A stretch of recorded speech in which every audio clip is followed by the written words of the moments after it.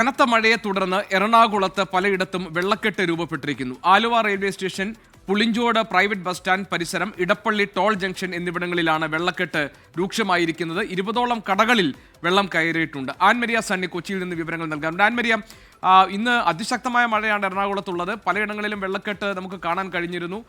കടകളിലേക്ക് വെള്ളം കയറുന്ന സാഹചര്യം ഉണ്ടായിട്ടുണ്ടോ? ഏതൊക്കെ പ്രദേശത്താണ്, നഗര മേഖലകളിലാണ് ഈ വെള്ളക്കെട്ട് ജനജീവിതത്തിന് കാര്യമായി ബാധിച്ചിരിക്കുന്നത്?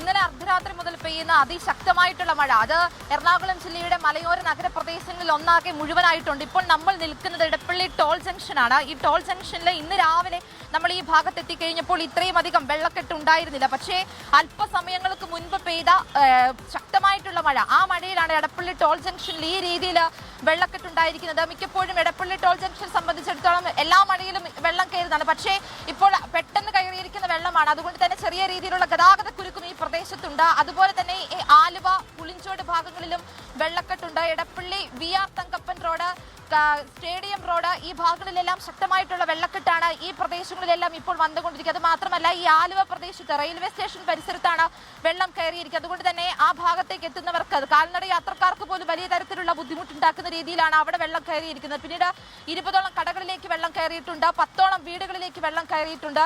ഈ കഴിഞ്ഞ രാത്രി മുതൽ പെയ്യുന്ന തുടർച്ചയായിട്ടുള്ള അതിശക്തമായിട്ടുള്ള മഴയിലാണ് ഈ രീതിയിൽ എറണാകുളം ജില്ലയുടെ നഗരപ്രദേശങ്ങളിൽ ഈ രീതിയിലുള്ള വെള്ളക്കെട്ടുകൾ ഉണ്ടായിരിക്കുന്നത്. എറണാകുളം ജില്ലയെ സംബന്ധിച്ചിടത്തോളം ചെറിയ മഴ പെയ്തിട്ടുണ്ടെങ്കിൽ പോലും പല ഭാഗങ്ങളിലും വെള്ളം കയറുന്നതാണ്.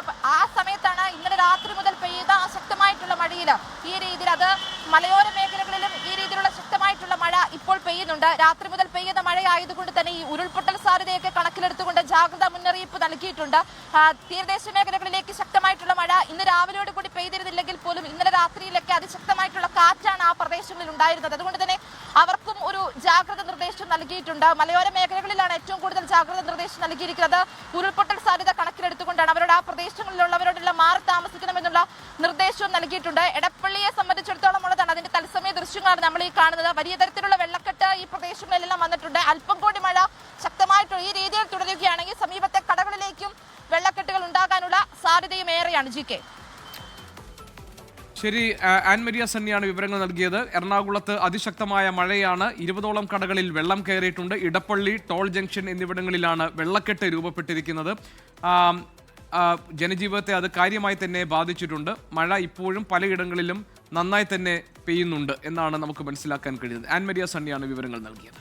ലോകത്തെവിടെയായാലും ഏത് സമയത്തും 24 വാർത്തകളും ഓഗ്മെന്റഡ് റിയാലിറ്റി പാക്കേജുകളും എക്സ്പ്ലെയിനറുകളും വിശദമായി കാണാൻ ഞങ്ങളുടെ YouTube ചാനൽ നിങ്ങൾക്ക് സബ്സ്ക്രൈബ് ചെയ്യാം.